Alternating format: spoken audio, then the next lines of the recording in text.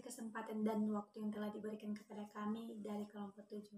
Dan sebelumnya, terimalah salam kami, ya Ahong. Pada kesempatan kali ini, izinkanlah kami memperkenalkan diri. Saya Liberty Nanduro sebagai moderator, teman kami Mistia sebagai koordinator, dan teman kami Sumiati sebagai non-tulis. Pada saat ini, kami akan menyajikan hasil diskusi kami yang berjudul Perlindungan Hukum Terhadap Konsumen dalam Transaksi E-commerce. Baik, langsung saja kepada penyaji pertama.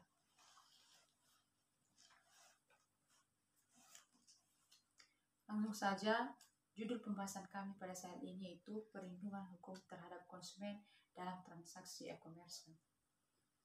1. Perjanjian pada umumnya dan transaksi e-commerce. 1. Pengertian perjanjian.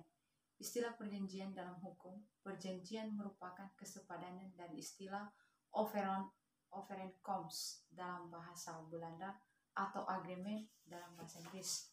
Yang kedua, asas-asas perjanjian. Dan yang ketiga, syarat-syarat sahnya perjanjian. Yang keempat, unsur-unsur perjanjian. Kelima, akibat hukum perjanjian. Yang keenam, poin prestasi. Dan yang ketujuh adalah tinjauan mengenai perjanjian baku. Selanjutnya yaitu pengertian e-commerce. Bagi banyak kalangan, e-commerce merupakan suatu terminologi baru yang belum cukup dikenal. Seterusnya, cara bertransaksi dalam e-commerce. Transaksi jual beli melalui e-commerce biasanya akan didahului oleh penawaran jual, penawaran beli, penerimaan jual atau penerimaan beli. Selanjutnya dijelaskan oleh teman kami. Baik, saya akan melanjutkan pembahasan kami itu para pihak yang bertransaksi dalam e-commerce. Transaksi e-commerce melibatkan beberapa pihak, baik yang terlibat secara langsung maupun tidak langsung. Kompleksitas transaksi yang dilakukan, artinya apakah sebuah proses transaksi dilakukan secara online atau hanya beberapa tahap saja yang dilakukan secara online. Apabila seluruh transaksi dilakukan secara online, mulai dari proses terjadinya transaksi sampai dengan pembayaran. Kita perlu tahu dulu dalam e-commerce mempunyai jenis-jenis transaksi, yaitu sebagai suatu jaringan publik atau public network, internet memungkinkan untuk diakses oleh siapa saja dan dari berbagai kalangan, sehingga dengan demikian, e-commerce yang beraktivitas menggunakan media internet pun dilakukan oleh siapa saja dan dengan tujuan apapun. Maka dari itu, Panggipet Dwin Atmojo mengklasifikasikan jenis-jenis transaksi e-commerce menjadi 3 jenis, yaitu 1. Bisnis ke bisnis, 2. Bisnis ke konsumen, dan 3. Konsumen ke konsumen.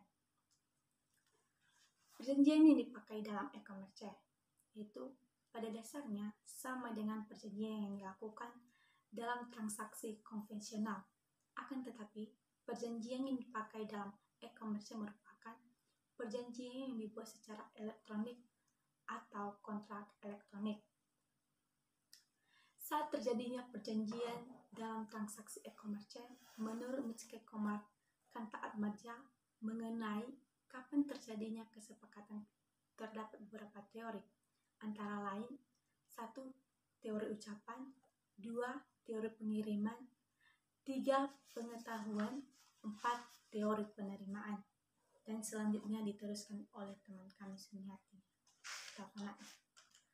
Konsep perlindungan konsumen berdasarkan UU PK. 1. Pengertian perlindungan konsumen.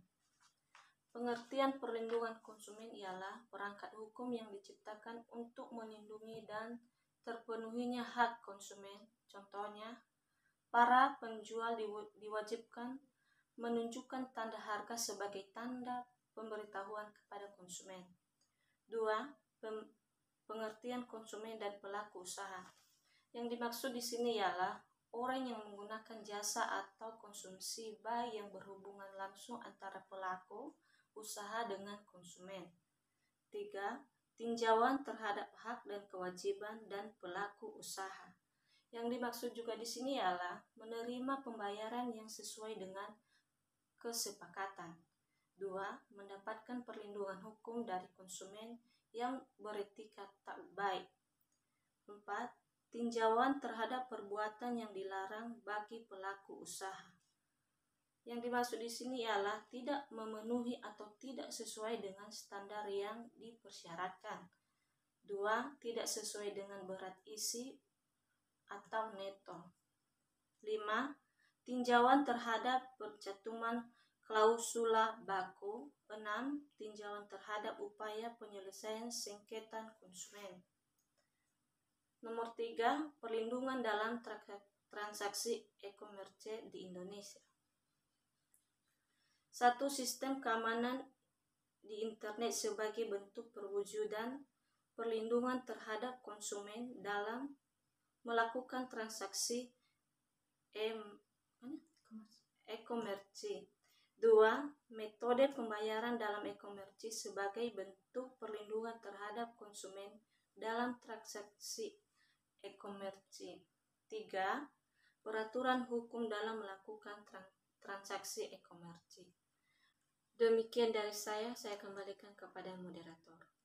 Baik, demikianlah hasil diskusi kami. Mohon maaf jika banyak kekurangan dan kelemahan kami dalam penyampaian pembahasan kami. Dalam hal ini kami membutuhkan saran, kritikan dari teman-teman kelompok semua, terlebih-lebih kepada dosen kami pengampu mata kuliah hukum bisnis. Sekian dan terima kasih. Ya Allah.